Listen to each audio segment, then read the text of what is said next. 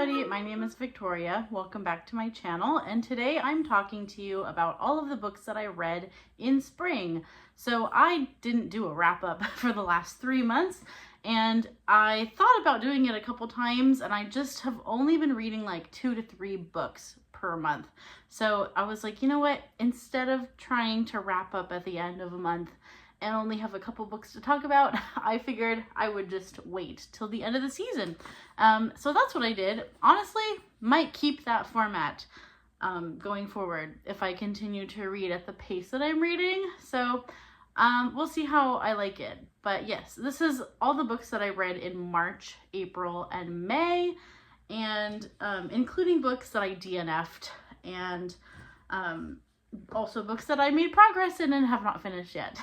So let's start with the DNFs first, shall we? So this one I DNF'd really quickly, and I feel truly terrible about it because I was given this book by the author.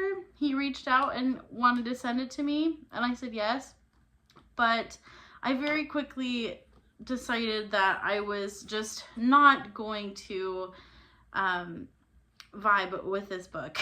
So this is Linden Falls by Joshua Hershey, and honestly, I think I felt that the first chapter was already kind of confusing, and I felt like the writing was not as clear as I would want it to be, and I just have like very limited reading time, and I think that if I had more patience with my own reading life at the moment, I would have gotten a little further. But I think I read a chapter or two of this and decided I was not going to continue. So I feel like this book is for me, maybe just not right now. And yeah, I feel bad about it, but I was like, you know, I just don't want to read this right now. So I have it. I might pass it along to someone. Actually, this is a barely touched copy. If you want to try this out, I would love to actually send it to you, because I feel like I have done wrong by this author by not finishing it, and he sent it to me for review. So I don't love that feeling to DNF a book like that. So if you would like to try it, I would actually be happy to ship it to you within reason. I think if you're in the States, that would be more affordable. But yeah, I was given this book for free, and I do want it to like find the right hands and for someone to give it more of a shot than I did. I did give it a shot, but I do feel like I just don't have it in me right now to push through when I feel like I'm already not vibing with it. So this is a Christian fantasy surrounding a character named Mabel, and I'll just read the back to you a little bit. She's a rumored witch whose kingdom belongs to Lavian the serpent. Her people are enslaved in darkness, but everything changes when Mabel discovers a book that transports her to a world of angels and demons. There she wields swords of fire and faces Tannen, a spirit-infested dragon. See, there's so much about this that already sounds so good to me, but when I was reading it, I was just not able to get a good picture of what I was reading for some reason. I think it's maybe the style that it was written in. So I'll just leave that there. But if you're interested in this book, I would actually love to ship it to someone who might enjoy it. So there's that one. Okay, next up, I have one more DNF to talk about. That's Anathem. This one hurts me very deeply. Anathem by Neal Stephenson. And this one, I was supposed to be a co-host for the read-along for this, and I fell behind, which I should have just said no to the read-along, because I have not been great at keeping up with things, especially in like the month of April and May, which is when, yeah, March and April, I just get so busy in the spring. I honestly think maybe if it was a summer read along, I could have like hung in there a little better, but I just fell behind so fast.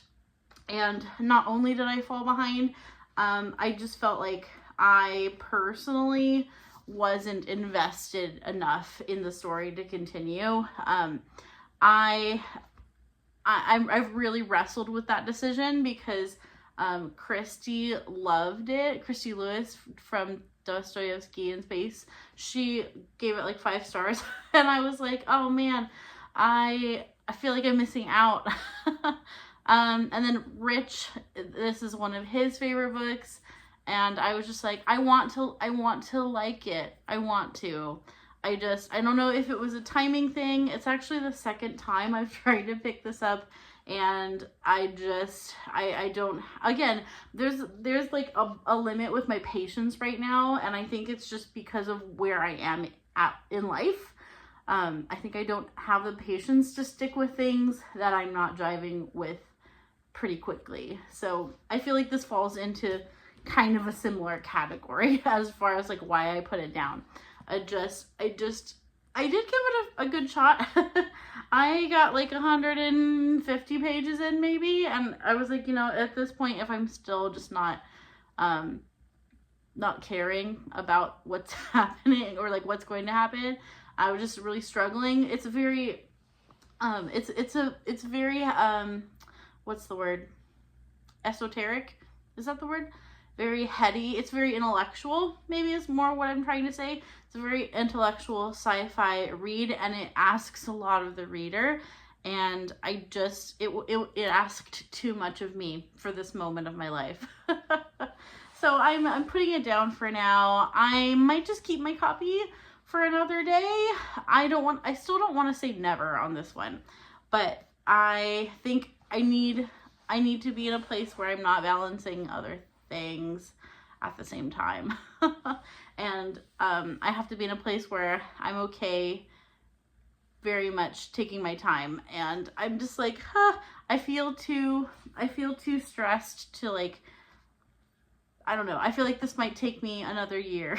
It might actually take me a whole year, or the rest of the year to finish, and I've just decided to devote my reading time to other things. So there we go, 2 DNFs. Yeah, I'm pretty broken up about both of them, to be honest. It's not what I wanted to happen with those. Okay, so books that I did finish. Let's go ahead and move on. I have been reading some of my book of the months a lot better, and so I have read a few book of the months. I'm going to, I think, just go through all 3 of them, since they're all from book of the month. So one of the books that I read was The Women by Kristin Hannah, and I read this back in March. I have read Kristin Hannah before. This is my second Kristin Hannah book. I've read The Nightingale and really, really enjoyed it. 5-star read, easy 5-star read for me. Really liked The Nightingale. This one, unfortunately, I was expecting it to be a 5-star, and it let me down. I was very sad to say that. Oh, I very much match it though. we're vibing with the red today.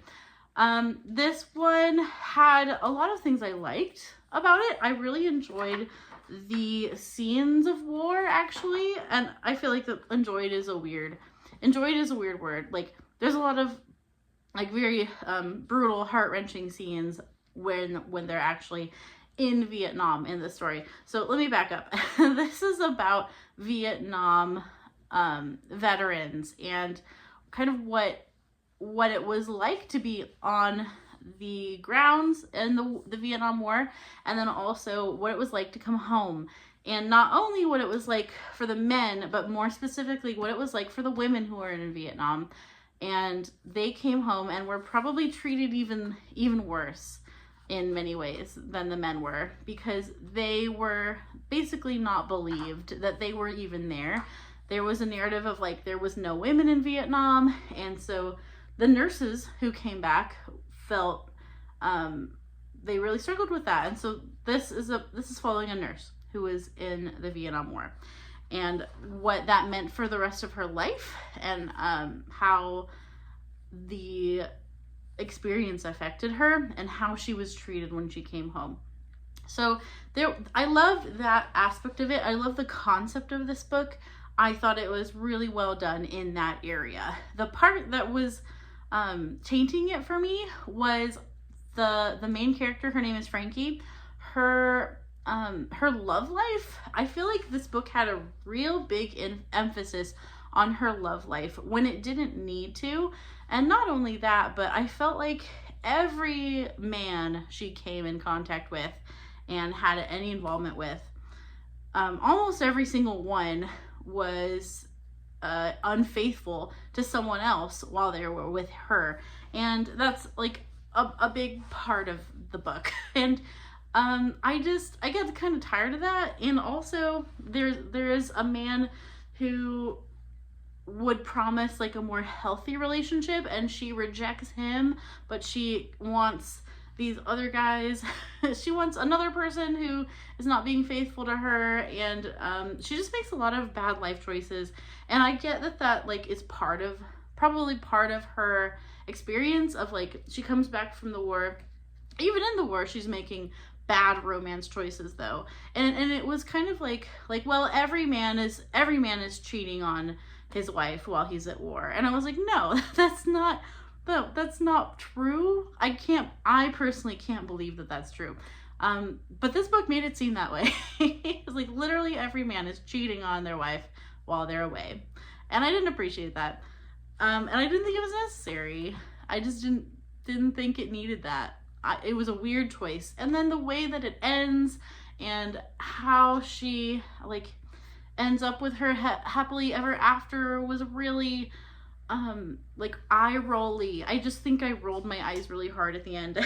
So I had a lot of issues with like Frankie's relationships with other people, and it's about the women, but really it's about Frankie. And I wish there was more of like a larger cast of women. There's like a few women who she's close to, but I felt like they were very like 2D characters, and Frankie was the only one that got really any page time.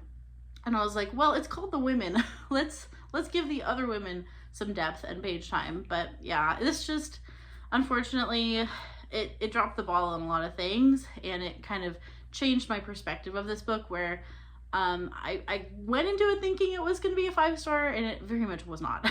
So I think I'm giving this a generous 4-star. It's maybe more like 3.5 or something, but we'll round it up to 4. But yeah, The Women was a disappointment. I'm not going to like throw Kristin Hannah out the window as far as like trying her other stuff.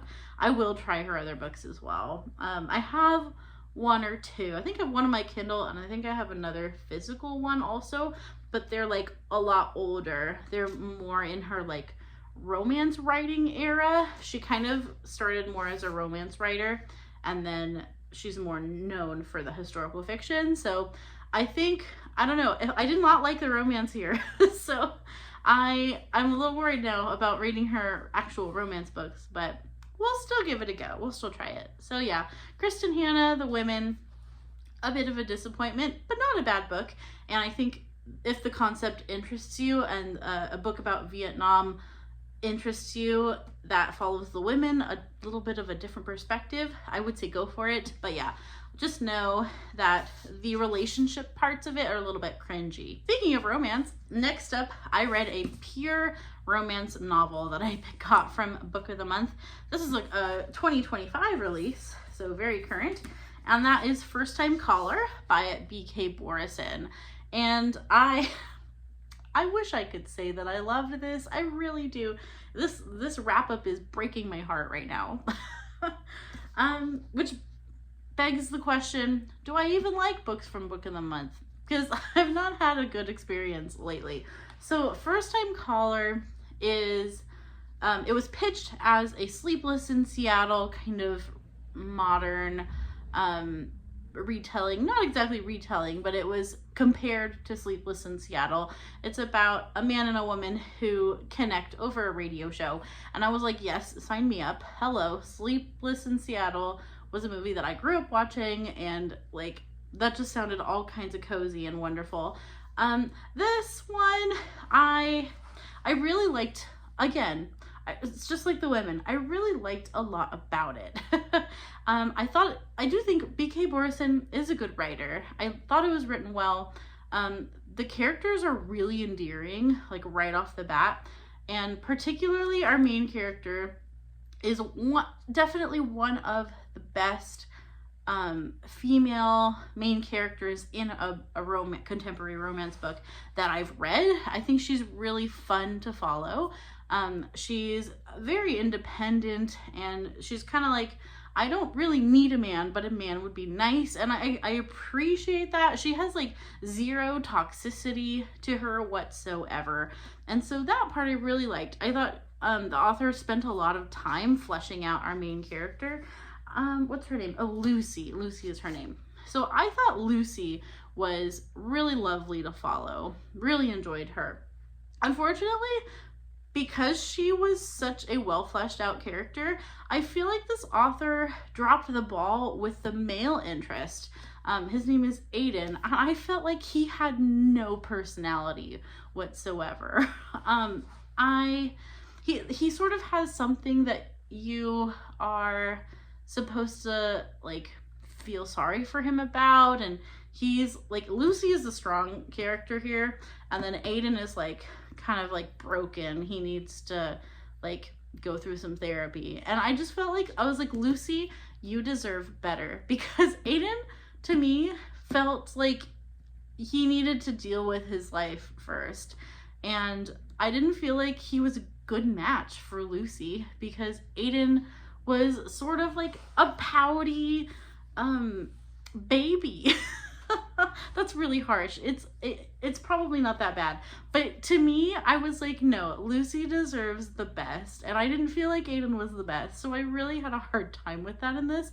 I also felt like at a certain point of the book, it became about their physical intimacy, and there are very much like open door sex scenes in this book. Yeah, not really a fan. And I was, it's not that I can't read any of that in a book. Like, I will tolerate it if the book is still good, but like, I felt like it was at a certain point the focus of the book, and I don't like that. I don't like when it becomes the focus of the book. It was like story at the beginning, and I was really into it, and then it becomes about the physical intimacy, and then there's a sort of resolution at the end, but I felt like we just had a weird excuse. Like, it didn't feel like anything needed to go wrong, but there was like something that goes wrong, and then, oh, maybe they're not going to be together, but then it's resolved and they get back together. I hope you don't find this spoilery. It's maybe kind of spoilery. And I just felt like the thing that went wrong didn't need to go wrong, and it didn't make sense. It felt like the author just needed something to go wrong, but it didn't make any sense to me. So yeah, I actually think this is more of a 3-star for me. There's a lot that I thought it had going for it, and I enjoyed my time. I would look forward to reading this, and then it really let me down about, I would say like 60% through to the end. It became a disappointment to me. So yeah, first time caller. You know, I've seen this book is getting like 5-star reviews from so many people, and I'm so happy for them. I think that makes it more disappointing for me, because I was like, oh man, everybody seems to love this and I just don't. So yeah, I haven't seen a lot of negative reviews for this, so I'm curious to know how that's being received. But so far, everyone I've seen online read this book is just like so enthralled by it. And again, I thought it had a lot of good things going for it. I liked the relationship also with the daughter. It's Lucy has a younger daughter, and I loved their bond. I thought it was really sweet, and the younger daughter is really fun to follow as well. So yeah, so much going for it. Disappointing male character. Yeah, I think he really hurt the book for me. So yeah, first time caller. I will probably, I don't know. I know she's writing a sequel. I'm on the fence. So I may not unhaul this right away. I might try the sequel. I don't know. We'll see. We'll see. I want to like BK Borison. Maybe I'll like the sequel better. We'll see. All right, and then there's another book of the month book, which I'm happy to say I had a better experience with. And it was a nonfiction, and that is The Demon of Unrest by Erik Larson. This one is about the American Civil War, and specifically the beginnings of the American Civil War. And so it's very much about like how America was while Abraham Lincoln was being nominated and was being elected, what James Buchanan kind of left in the wake of that, and the ways in which Abraham Lincoln was so different from James Buchanan, and also the tensions in the country between the North and the South. And a big part of this book is the lead up to the Battle of Fort Sumter. So that's really the main focus, is the Battle of Fort Sumter. I was really enthralled up till we started to focus mainly on Fort Sumter. That part of the book got really dry for me. I really enjoyed learning about America, like Civil War America, up to that point. And then at a certain point in the book, I would say like probably 50% or through, it becomes about the Battle of Fort Sumter, and he gives you so many details about this battle, and that's when it started to become kind of boring for me. So I liked reading about the Civil War, and I didn't know much about the Battle of Fort Sumter, and now I do. It's just I felt like I lost interest a little bit once we started focusing on the battle, which is probably a me problem. I'm sure there's lots of history buffs out there who want to learn about every detail of the battle and how it goes down. But for me, I was like, I want to go back to what's going on with Abraham Lincoln and America. So maybe I need to read more Abraham Lincoln focused books, because this became more about the Battle of Fort Sumter, which was still interesting. But yeah, just I felt like the first half of the book was more interesting for me than the second half of the book. But I learned something, and I have stretched my wings a little bit. I don't usually read nonfiction books, not very often, and especially not nonfiction history. And I would like to do more of that. So this was a nice like toe in the water. I would like to read more by Erik Larson. I think he is an incredible researcher. Like, this was a very, very well researched, and I loved all of the details from like the people. I really liked it when we were following a person and about like how this person was. I thought that was probably the most interesting part of this book for me. So I really liked that that approach. So yeah, once we got to the Battle of Fort Sumter, it became less about the people and more about the strategy and fighting, and so that's where it lost me. But yeah, The Demon of Unrest, I do think I might like some of his other nonfiction books better. But yeah, those are my thoughts there. I gave it 4 stars. I think 4 stars. So yeah, I enjoyed it. I am glad that I read it, and I feel like a more well-versed reader, and it's always good to read about American history for me because I am American. And also, I didn't pay attention very well in American history in high school, so it's good as an adult to actually, you know, pay attention and be interested in it. All right, those are all the book of the month books that I finished. So I'm glad that I made a little bit of a dent into my book of the month TBR, because that's been a goal of mine this year. All right, next up, I finished, let's go with this one. I finished The Empress of Time by Kylie Lee Baker. I have read the first one of this. This is from a duology. It's a YA duology, and it focuses on Japanese folklore in a fantasy setting, and it's a bit of a horror element as well in it. It's kind of brutal for YA, which is where that horror element goes in. So just know that if you're giving this to a young adult. I found some of the scenes to be quite gruesome. There's it's that Japanese horror part of it. But the story was really engrossing. This is the second book. I read The Keeper of Night is the first book, and I went on into this one and really, really liked the conclusion. I find the main female character, she's most certainly a unlikable character in some ways, but I feel like she has a really good balance of being unlikable and likable. But she makes dark decisions. So I can't talk too much about this because I don't want to spoil the plot of the first one, because to know about this one, you really have to know how the first one ends. So yeah, I just want to say that I think this duology is worth reading if you're okay with a little bit of brutality. There's some blood and guts and gore and stuff like that. So if that is not something that's gonna keep you up at night, then I recommend these very much. I'm gonna read another Kylie Lee Baker very soon. I have The Bat Eater, which is her newest book, and it's adult. And one of the things that I was thinking when I was reading this was, man, if this was adult, I think that would be more appropriate for this rather than YA. And so I think Bat Eater is probably going to be really good because she will like have free reign to be as like lean into the horror genre, which I feel like that's really what this author wants to do. And so I think that's going to be really good. That's my only thing with these books. I would say 4 stars again.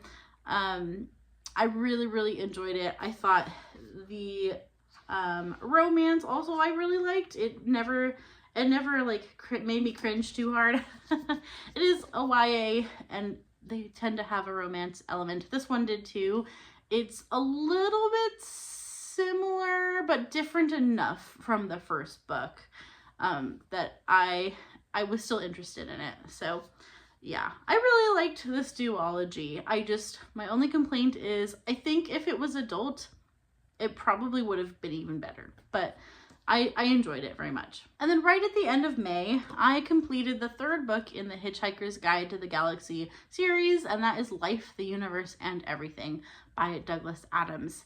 I liked this maybe more than the 2nd book, and I was not expecting to. I was thinking that the series probably was just gonna like go downhill because I've kind of heard that it does that. But actually, I think I enjoyed the themes that were explored in the 3rd book a little bit more, and I enjoyed the more it was a little bit more of an ambiguous plot. It's a little bit more anecdotal and not quite so linear, I think is the word I'm looking for. This is less linear, but because of the zaniness and the humor that is consistent through the series, I didn't find that it not being linear hurt it at all. I just thought it kind of added to that quality that Douglas Adams writing has. And so this one has some of the funniest scenes I think that I've read so far. This one, as far as the humor goes, it had me laughing.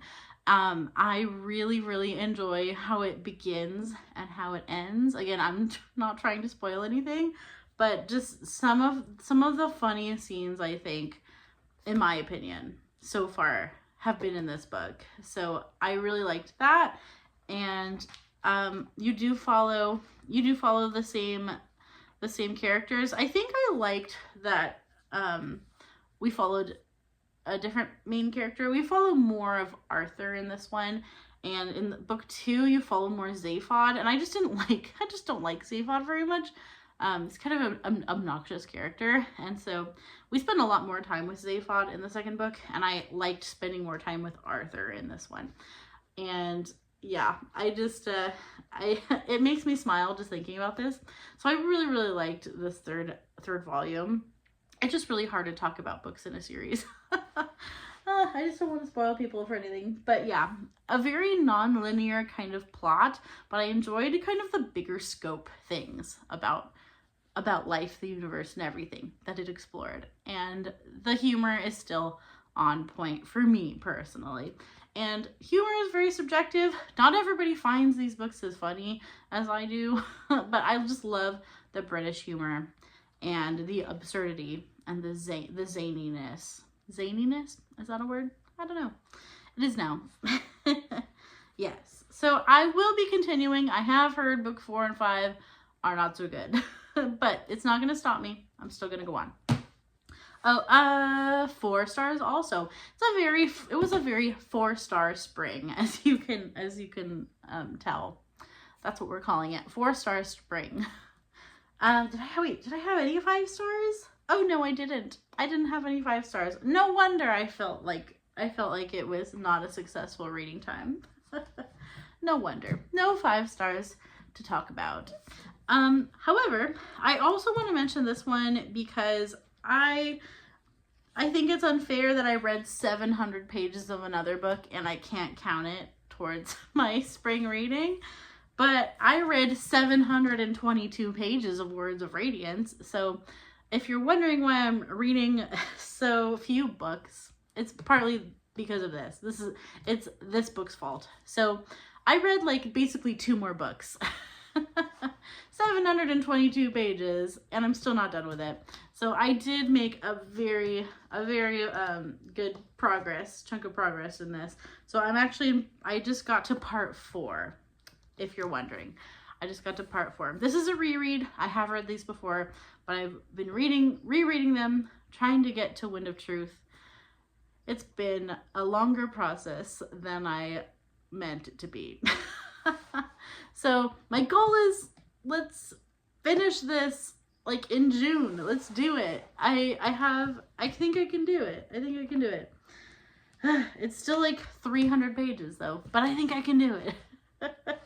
So yeah, we'll be finishing this very soon. And then I guess the second half of my year will be dedicated to Oathbringer. I'm just gonna keep going because if I stop, I'll never jump back in again. I just have to keep going. Yeah. Slowest reread of my life, but it is what it is.